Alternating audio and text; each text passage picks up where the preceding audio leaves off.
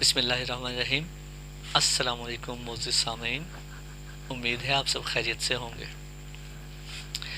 آج کل جو ملکی حالات چل رہے ہیں اس میں دوست بہت سے سوال کرتے ہیں۔ تو میرے ایک دوست نے سوال کیا کہ ہمارے مستقبل کی سیاست کا کیا آپ دیکھ رہے ہیں، آئندہ جو لائے عمل ہے، اور ہمارے ملک کی سیاست کیسے ٹھیک ہو سکتی ہے۔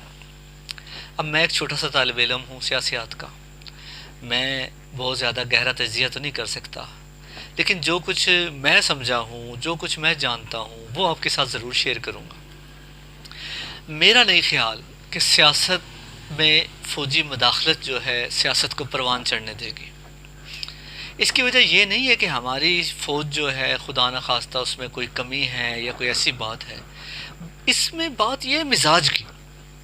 جب تک ہمارے ملک کے اندر ایک سسٹم چل رہا ہے، اس کو بیوروکریسی اگر سیاست کو چلاتی ہے، اسٹیبلشمنٹ سیاست کو چلاتی ہے، تو میرا نہیں خیال کہ ہمارا ملک جو ہے اس میں چل سکتا ہے باقاعدہ زیادہ لمبا، یا کوئی سیاست کامیاب ہو سکتی ہے، معیشت کامیاب ہو سکتی ہے۔ مجھے نہیں لگتا ایسے۔ مجھے اس لیے ایسے نہیں لگتا کہ دیکھیں ٹریننگ ڈفرینٹ ہے۔ ہم گھر میں جو بچوں کی ٹریننگ کرتے ہیں وہ اور ہے، فوجی ادارہ ایک منظم ٹریننگ کرتا ہے وہ اور ہے، لیکن سکھایا کیا جاتا ہے؟ وہاں یہ سکھایا جاتا ہے کہ مار دو یا مر جاؤ، جبکہ سیاست میں یہ نہیں سکھایا جاتا۔ سیاست میں سکھایا جاتا ہے جیو اور جینے دو۔ سیاست میں مفاہمت کی راستہ نکالا جاتا ہے، جبکہ فوج جو ہوتی ہے اس کا ایک مائنڈ سیٹ ہوتا ہے۔ فوج کبھی بھی مفاہمت کی طرف نہیں جاتی، فوج ایک انتشار کو پکڑتی ہے، فوج ایک پیک پر جا کر لڑتی ہے۔ فوجی جو ہوتا ہے اس کے دماغ میں ایک لڑائی، ایک جنگ، ایک مقابلہ جو ہوتا ہے وہ ٹھہرایا ہوا ہوتا ہے، جبکہ جو سیاست ہوتی ہے اس میں حلیمی چاہیے ہوتی ہے، اس میں نرمی چاہیے ہوتی ہے، سیاست میں مد و نظر کا خیال رکھنا پڑتا ہے، سیاست کے اندر نرمی، دشمن سے بھی بات کرنے کے مواقع تلاش کیے جاتے ہیں۔ سیاست میں کوئی دشمن جو ہوتا ہے نا مستقل نہیں ہوتا، سیاست میں کوئی دوست بھی مستقل نہیں ہوتا، اور سیاست کے اندر جب تک مداخلت ہوتی رہے گی، ہماری سیاست مضبوط نہیں ہوگی تو ہمارا ملک بھی مضبوط نہیں ہوگا۔ میں اس میں ایک اور بات کی بھی وضاحت کرنا چاہوں گا کہ دیکھیے، ہمارے ہاں جو سیاست کی نرسری ہے نا وہ تیار ہی نہیں ہوئی، اس کے اندر پنپنے ہی نہیں دیا گیا لوگوں کو۔ ہمارے یہاں دیکھیں، نہ کبھی ریگولر بلدیاتی انتخاب ہوئے، نہ کبھی ہمارے یہاں ریگولر دوسرے انتخابات ہوئے، نہ ہمارے یہاں اب سکول یونینز کو چلنے دیا جاتا ہے، نہ یہاں پر کالج یونینز کو چلنے دیا جاتا ہے، نہ بننے دی جاتا ہے۔ کیوں؟ سیاست کی نرسری کہاں سے آئے گی؟ اب ہم کون سی سیاست کر رہے ہیں؟ ہم اسٹیبلشمنٹ سے ڈر کر سیاست کر رہے ہیں، ہم ان کی پالیسیوں کو فالو کرتے ہیں، ہماری اپنی پالیسی نہیں بنا سکتے، ہم اپنی خارجہ پالیسی نہیں بنا سکتے، ہم اپنی داخلہ پالیسی نہیں بنا سکتے، ہم اپنی معاشی پالیسی نہیں بنا سکتے۔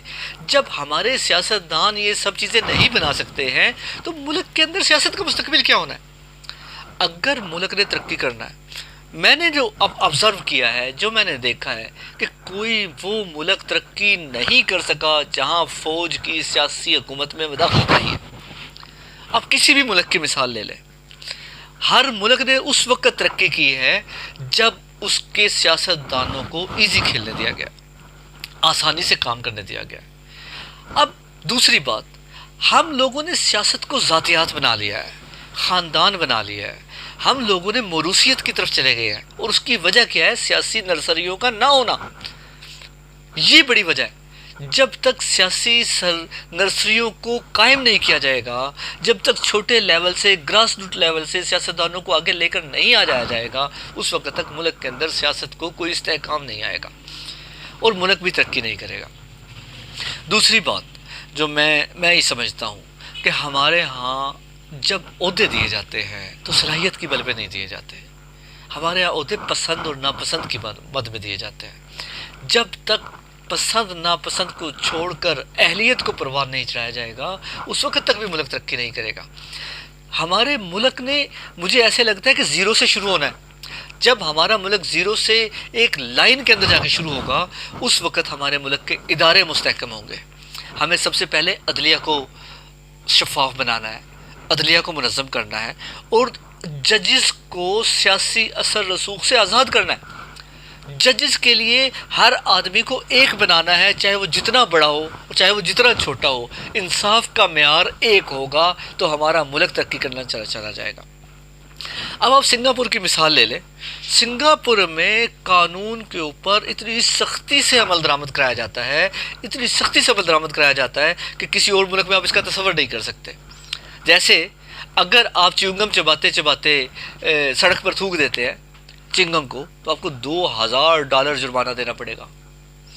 اگر آپ دیوار پہ کوئی گالی لکھ دیتے ہیں، کوئی غلط بات لکھ دیتے ہیں تو آپ کو سزائے موت ہو سکتی ہے۔ یہ قانون ہے وہاں پر۔